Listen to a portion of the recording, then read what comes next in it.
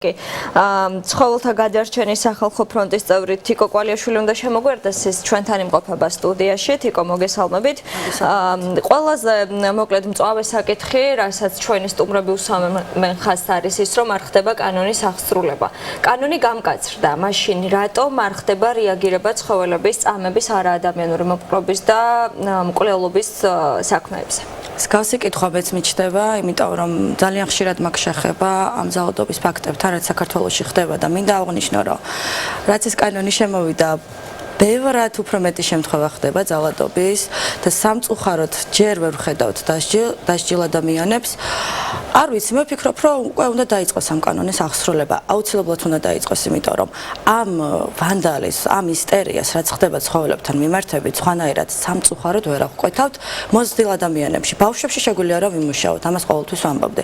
მოზრდილ ადამიანებში სამწუხაროდ აუცილებლად ვინ უფრო მეტად ძალადობს ცხოველზე, ბავშვი თუ მოზრდილი? როგორია სტატისტიკა დაახლოებით? სტატისტიკა მოზრდილი. თუმცა ვერ ვიტყვი, რომ ბავშვებში მცირე არის შემთხვევები. ბავშვებიც ძალიან ძალადობენ და ყოველთვის ვარ მომხრე იმის, რომ ბავშვებთან იყოს ჩართული ფსიქოლოგი, ოჯახი, სოციალური სამსახური და სკოლა. და არა დავსაჯოთ, არა დავემუქროთ და არა კანონის სახელით ველაპარაკოთ. ბავშვის შემთხვევაში პასუხისმგებლობა მშობელს ეკისრება, ანუ კანონში როგორი ფორმულირება? როგორც მახსოვს, მშობელს ეკისრება, თუმცა 16 წლიდან უკვე ბავშვიც არის ოფიციალურად დამნაშავე. კანონი გამკაცრდა, პატიმრობას ითვალისწინებს მსგავსი დანაშაული, ასევე გაიზარდა ჯარიმაც, თუმცა თქვენ ამბობთ, რომ ამ ხნის განმავლობაში ტენდენცია პირიქით არათუ შესუსტებული, არამედ გაზრდილია. ამ შემთხვევაში რასთან გვაქვს საქმე, რატომ არის დაუსჯელობის სინდრომი ადამიანებში? იმიტომ რომ პრეცედენტი არ არსებობს პატიმრობის? პრეცედენტი არ არსებობს. ჩვენ სერიოზულად დასჯილი ადამიანი არ გვინახავს, მაქსიმუმ ჯარიმა, რაღაც შრომითი გამოსასწორებელი ბადები, ეს არაფერი არ არის. ეს არის ჩვეულებრივი ცოცხალი არსების მკვლელობა. როგორც ადამიანის მკვლელი ისჯება, ისევე უნდა დაისაჯოს ცხოველის მკვლელი. მე მაქვს ახლა ბოდიშს ვიხდი ჟარგონული გამოთქვისთვის кейსი, გამომიგზავნეს ზუგდიდიდან ძალიან პატარა ლეკვი, რომელიც დაუნდობლად არის ნაცემი მამაკაცის მიერ. იმდენად დაუნდობლად, რომ ტვენი შერყევა, თვალები ბუდებიდან გადმოკველი. რასთან გვაქვს ამ შემთხვევაში საქმე? საიდან ჩდება ასეთი სისასტიკე ადამიანებს შემდგომ? მე ვფიქრობ, რომ ეს არის გაუნათლებლობა და სოციალური ფონი და ის ოჯახი საიდანაც იზრდებიან. ანუ რეალურად ადამიანი, რომელიც ძალადობს ცხოველზე, მოდი გადავხედოთ თუნდაც მანიაკების кейსებს. ყველა იყო ოჯახში ძალადობის მსხვერპლი. შემდეგ მათ დაიწყეს ცხოველებზე ძალადობა და ცხოველებიდან გადავიდნენ ადამიანებს. ამიტომ მე ვფიქრობ, რომ ყველა ცხოველზე მოძალადე არის ძალიან საშიში საზოგადოებისთვის, იმიტომ რომ ის არის უკვე პოტენციურად მოძალადე ადამიანებთან მიმართებაში. პრობლემა არის საკმაოდ კომპლექსური, იმიტომ რომ ჩვენთან მაგალითად ქუჩებში ბევრია ვთქვათ ისეთი ცხოველების რაოდენობაც, რომლებსაც არ ყავთ პატრონი, ანუ მიუსაფარი ცხოველების. შესაბამისად, ანუ პირები, რომლებიც არ კონტროლდებიან შესაბამისი უწყებების მხრიდან, იოლია მათთვის რომ დააზიანონ, დააზარალონ ეს ცხოველი და მით უმეტეს პასუხსაც არავინ არ მოსთხოვს. აი როგორია ამ პრობლემის მთლიანი ჯაჭვი, რასად უნდა იყოს მოკლედ ვისი ანუ ცხოველის ადგილი სად არის? არის ცხოველის ადგილი ქუჩაში? ან იმ ადამიანის ადგილი სად არის, რომელიც პოტენციური მოძალადეა? მე ვაცნობიერებ იმას, რომ ყველა ცხოველი ვერ იპოვის ოჯახს, უბრალოდ ის ცხოველები, რომლებიც არიან ქუჩაში, არ ვამბობ, რომ მაინც და მაინც ზედ გადავყვეთ, უბრალოდ ვცეთ მათ პატივი, მათთან ერთად ვიცხოვროთ ჰარმონიულად. ნუ დავჩაგრავთ, ნუ გავაგდებთ. საქართველოში სამწუხაროდ ეს უმეტესობას არ ესმის. მას გონია, რომ ის არის სამყაროს პატრონი და მასთან ერთად არაფერი არ უნდა არსებობდეს სხვა ცოცხალი სულიერი. ერთადერთი გამოსავალი კვლავ ვიმეორებ, ეს არის კანონი. როცა ადამიანს ეცოდინება, რომ ვიღაცის მიმართ ძალადობის ჩადენაში დაისჯება, მე ვფიქრობ, რომ შემცირდება ეს ტენდენცია. უბრალოდ გვინდა პირველი დასჯელი ადამიანი. მე მზად ვარ, რომ გადავცე პირველი ადამიანი სახელმწიფო უწყებებს, პოლიციას და პირველი ადამიანი დავასჯერმინო, იმიტომ რომ დაინახონ სხვებმა, რომ არ შეიძლება ცხოველზე ძალადობა. არსებობენ ადამიანები, მაგალითად მე მომისმენია, რომ მათ ეშინიათ ქუჩაში მცხოვრები ცხოველების და აქედან ჩნდება გარკვეულწილად აგრესია. თავდაცვის ინსტინქტი მოქმედებს და მათ მიმართ აგრესიას იჩენენ. აი ამ შემთხვევაში როგორ უნდა მოექცეს ნორმაში ეს ყველაფერი? ძალიან მარტივად განმარტავ ცხოველის აგრესიას. ცხოველის აგრესიის 50% მოდის შიმშილიდან, 50% როდესაც ის სექსუალურად არის ამ შემთხვევაში რას აკეთებს სახელმწიფო? სახელმწიფო ასტერილებს, ახდენს მათი რაოდენობის რეგულაციას და აგრესიის პროცენტულობა ნახევრდება. რჩება შიმშილი. ძალიან მარტივია, რომ რაღაცა თუნდაც სახლში მონარჩენი საკვები, რომელიც ჩვენ არ გვჭირდება, უბრალოდ გავიტანოთ და დავუდოთ ცხოველს, რომელიც ჩვენ ტერიტორიაზე არის. შესაბამისად, ის აგრესია, რასაც შიმშილი იწვევს, შემცირდება და თავარი არავითარ შემთხვევაში ცხოველს არაფერი არ უნდა დაუშავოთ.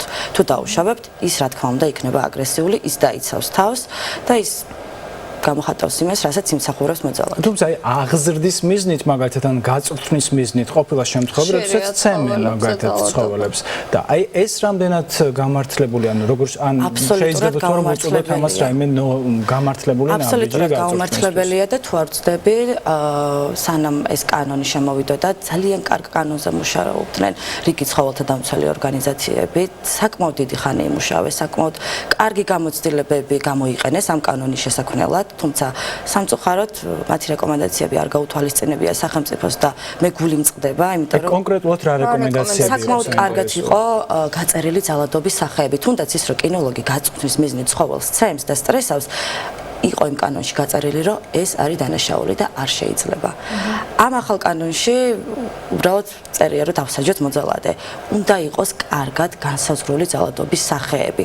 მე ვფიქრობ, რომ როგორც თქვა, ცხელ გულზე მიიღეს ეს კანონი და ძალიან ბევრი ფაქტორები არ გაუთვალისწინებია, თუნდაც ის რომ კარგად დაჩქარებულად მიიღეს. და რატომ არ მოხდა ამ რეკომენდაციების ვერ გეტყვით, იცით რა არის? რეალურად ეს კანონი რიგი ჯგუფებისთვის იქცა კონკურენციის, აი ვინ უფრო მალე მიიღებს, ვინ უფრო იმუშავებს, ვინ იქნება ავტორი ამ კანონის, უფრო როგორ თქვა, ამბიციებმა. აი ვისთვის რომელი ჯგუფებისთვის იქცა ეს კანონი კონკურენციის წყაროდ? რიგი ცხოველთა დაცვის ორგანიზაციებისთვის მაგალითად. მე რომელი ცხოველთა დამცველი ორგანიზაციებიც ვახსენე, ისინი იყვნენ პირველები, ვინც მართლა იმუშავა. და საკუთარი თვალით ვხედავდი, რამდენს აკეთებდნენ ამ ყველაფრისთვის, თითქმის მივიდნენ, რომ გასულიყო კანონი და უცებ მოუხსნეს ეს კანონი. გასაგებებ წეღან თქვით თიკო რომ მზად ხართ იყოს პირველი ვინც დამნაშავეს გადასცემს ასე ვთქვათ მის მონაცემს პოლიციას და მზად იქნებით რომ დაისაჯოს ეს ადამიანი. მაყურებელს რომ ავუხსნათ ვთქვათ დაინახეს ფაქტი როდესაც ადამიანი ძალადობს ცხოველზე როგორ უნდა მოიქცნენ ისინი. მე მაქვს ჩემი სოციალური გვერდი სადაც ძალიან ბევრ წერილს ვიღებ ძალადობის ფაქტებთან დაკავშირებით.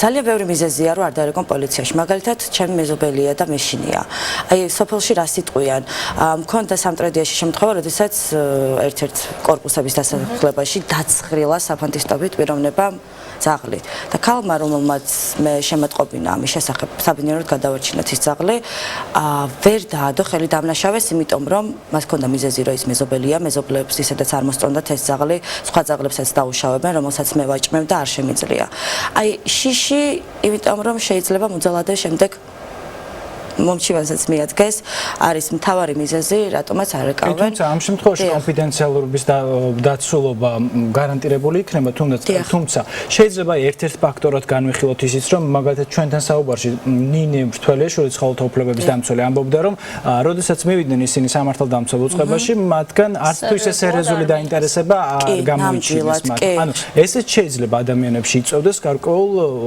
ნიჰილისტურ მიდგომას ამ საკითხის შესახებ აღარ დააბრეკავ პოლიცია მაინც არ იქნება დაინტერესება. პოლიციაში მე მომისმენია ფრაზა რა დროს ცხოველებია ადამიანებს მიხედეთ. ანუ ყველაფრიდან გამომდინარე ერის იმედი უნდა გქონდეს, როდესაც სამართალდამცველთა უმეტესობა გულგრილია ცხოველებთან. ვის უნდა დაურეკოს ადამიანმა? მე ვურჩევ ხოლმე ადამიანებს, რომ რამენაირად ჩუმად გადაიღონ მოძალადე. მაგრამ რეაგირება ხომ ყისიერი უნდა იყოს, იმიტომ რომ შეიძლება აი ამ ძალადობისას შემოხდეს. თბილისში შეუძლია დაარეკონ სასწრაფოდ 112-ში პოლიცია და ცხოველთა მონიტორინგის სამსახურში, იმიტომ რომ ცხოველთა მონიტორინგის სამსახურს რეალურად ევალება ამ ფაქტების აღკვეთა და გამოძიება. თუმცა არის გადაღებული ვიდეოები, მაგრამ რეგიონებში ხდება ჩვეულებრივი, როგორ თქვა, ეს არის ჯოჯოხეთი. რეგიონები არის აბსოლუტურად უმართავი, არანაირი შეგნება არ არსებობს, როგორ უნდა მიუდგნენ ცხოველს. და ვინ იცის რამდენი აღურიცხავი შემთხვევა, რაც ვიცით სახეზე და ცალკე რამე ყოველ დღე ვიღებ ფაქტებს. მე უკვე აღარ ვიცი ერთმა ჩვეულებრივმა ადამიანმა რამდენ ფაქტზე მოვახდინო რეაგირება. ერთადერთი მე რაც შემიძლია რომ გადავწი სამართალდამცველებს და გავუწიო პირველადი დახმარება, მაგრამ სანამ აღარ დამთავრდა ეს დაზიანებული, დასახიჩრებული ცხოველები მოდის უწყვეტ ნაკადად. აი ხაც მოვდიოდი, შევედი სოციალურ ქსელში, კიდევ რამდენიმე ფაქტი. უფრო და უფრო იმატებს. სანამ არ დაისჯება მოძალადე იქამდე ეს ფაქტები იქნება ყოველთვის. ანუ საიდან უნდა დავიწყოთ ჩვენ აი ამ კომპლექსური პრობლემის მოგვარება? ამ რომ შეიქმნას პრეცედენტი დაჭერის დაპატიმრების ადგილას. გეტყვით, ურჩევდი კანონის ინიციატორებს, რომ გაიკეთებინათ ჩასწორება ამ კანონში. ძალიან ბევრი რაღაცა არის დასამატებელი, ძალიან ბევრი რაღაცა არის დასამატებელი. სანამ კანონი უბრალოდ რო დაიჭირო ვიღაცა, მე არ მინდა. მე მინდა კარგად გაწერილი კანონი, სადაც ბევრი საშუალება მექნება, რომ მოძალადე დავადანაშაულო ცხოველების ჯგუფი. ასეთი შემთხვევები მაგალითად კიდე გვხდება ჩვენ ქალაქში თუნდაც. დიახ. როგორ ხდება ამის ორგანიზება? ძალიან ჩვეულებრივად მე გახდით ერთ-ერთ ქართული ნაგაზების ჯგუფში, იმიტომ რომ მეც ქართული ნაგაზი მყავს. ჩვეულებრივად გეგმავენ და რაც აღმოვაჩინა, ხშირად გაყავთ ქვეყნის გარეთ. ვადიკავკაზში მაგალითად, კავკასიის სხვა ქვეყნებში გაყავთ, აჩხუბებენ, იქ არის სერიოზული ტურნირები, თანხის სანაცვლოდ და ჩვეულებრივად ერთ პერიოდში ძალიან აქტუალური იყო კატების შეწირვა მაგალითად ცხოველებს. მე ვფიქრობ, რომ ეს უბრალოდ ძალიან ხშირად საუბრობდნენ გაბუქებული იყო, კი, ეს იყო გაბუქებული, იმიტომ რომ იმ ჯგუფებს, რომლებსაც აბრალებდნენ სუბკულტურის მიმდევრებს, მე ძალიან კარგად ვიცნობ, მეც ერთ პერიოდი ამ სუბკულტურის წევრი ვიყავი, მსგავსი რაღაც არ ხდება. ეს იყო უბრალოდ რაღაცა დემონიზირება ამ ჯგუფების და ის, ვინც გამოვიდა ტელევიზიაში და თქვა, რომ ვითომ წირავდა, მე ვიცი, რომ მათ თანხა გადაუხადეს და რეალურად ამის გამკეთებლები არ იყვნენ. იმიტომ რომ საკუთარ სახლში მათ კატები ყავთ. იმედია, რომ ეს ასეა. იმედია. მადლობა გადაცემაში მონაწილეობისთვის, თიკო კვალიაშვილი. ცხოველთა გადარჩენის სახალხო ფრონტის წევრი იყო ჩვენთან ერთად.